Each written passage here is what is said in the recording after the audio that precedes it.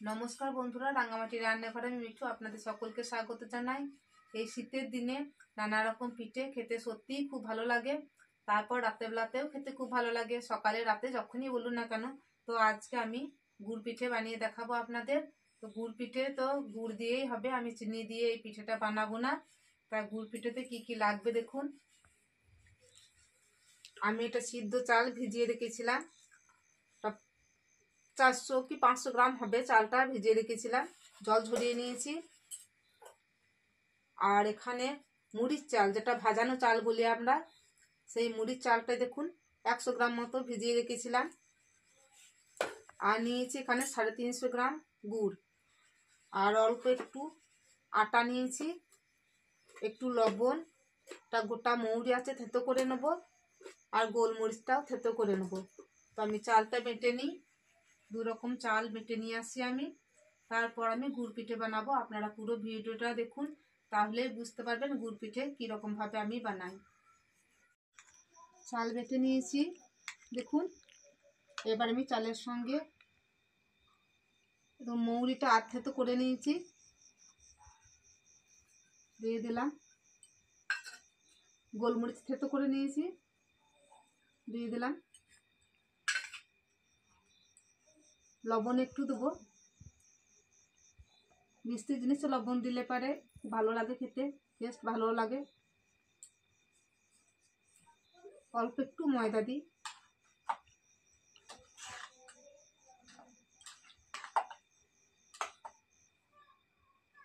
দেখুন।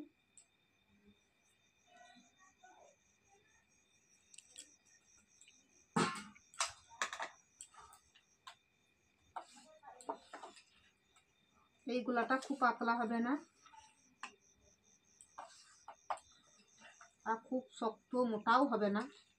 দেখি ময়দাটা আমি আটাটা মাখিয়ে নিই। এটা ময়দা নয় বন্ধুরা, আটা।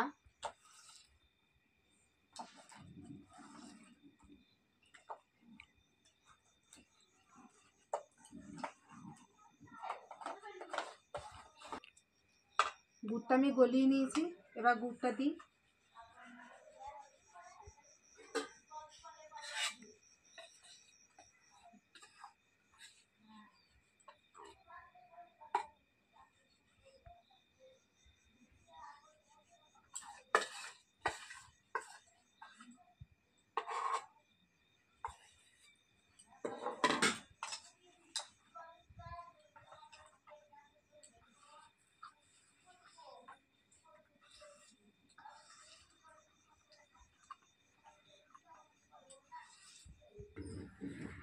তেল বসিয়ে দিয়েছি কড়াইয়ে। এরকম গোলাটা দেখুন, গোলাটাও তৈরি হয়ে গিয়েছে। গুড়টা দিলাম, সঙ্গে সঙ্গেই নরম হয়ে গেল। একবারে প্রথমেই জল দিয়ে পাতলা করে যেন দেবেন না, গুড় দিলেই নরম হয়ে যাবে। দেখুন,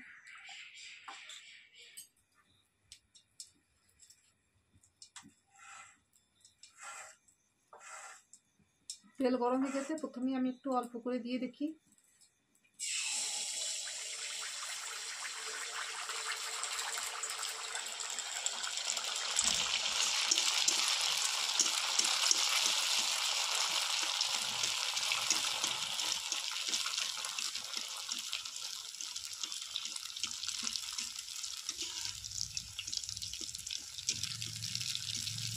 দেখুন কেমন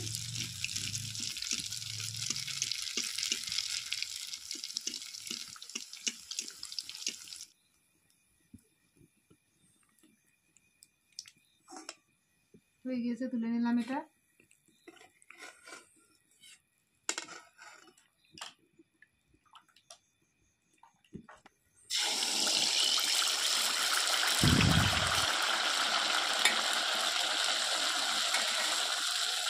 বন্ধুরা, আপনারা দেখেছিলেন যে বাটিতে যে ময়দাটুকু বাকি রেখেছিলাম সেটুকু দিয়ে দিলাম।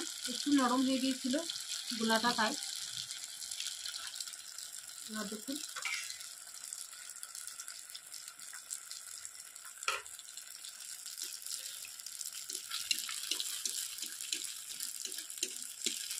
ঠান্ডাটা বেশ জাঁকিয়ে পড়েছে।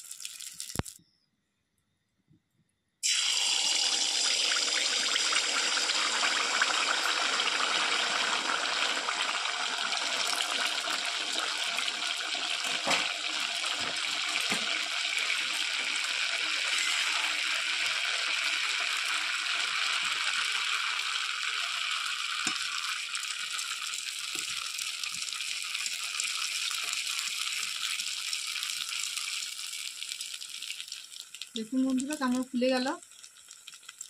সব পিঠেগুলো এরকমভাবে একই রকমভাবে ফুলেছে। সব পিঠে বানানো আমার হয়েও গেল, গুড় পিঠে। এবার আমি তুলে নেব।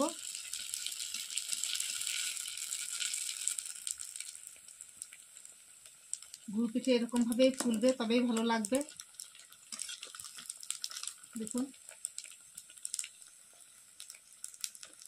এবার তুলে নিই।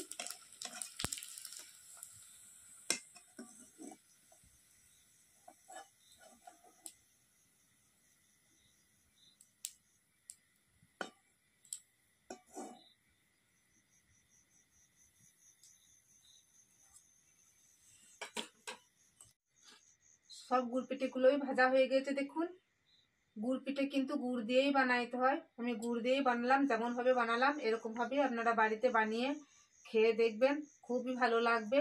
আর ভালো লাগলে অবশ্যই কমেন্ট করে জানাবেন। আপনাদের একটা আমি ছিঁড়ে দেখাই কেমন হয়েছে।